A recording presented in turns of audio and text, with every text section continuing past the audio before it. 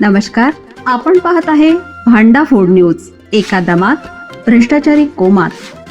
Social media, कर्जबाजारी, गुन्हेगारी, सट्टेबाजी, चोरी, मटका, जुगार, दारू, सावकारशाही, न्यायाच्या प्रतीक्षेत प्रशासन. भांडाफोड न्यूज. एका दमात भ्रष्टाचारी कोमात. अल्पवयीन मुलीच्या पोटात दुखू लागलं आणि भयानक प्रकार उघड. कोल्हापूर जिल्ह्यातील हातकणंगले तालुक्यातील पेठवडगाव पोलीस ठाण्याच्या हद्दीतून एक धक्कादायक प्रकार समोर आलाय.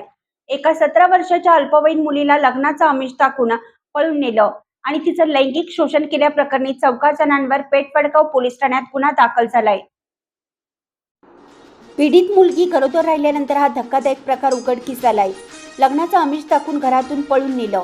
हातकणंगले तालुक्यातील पेठवडगाव इथल्या एका 17 वर्षीय मुलीशी यश जगदीश कांबळे या तरुणानं प्रेम संबंध प्रस्थापित केलं.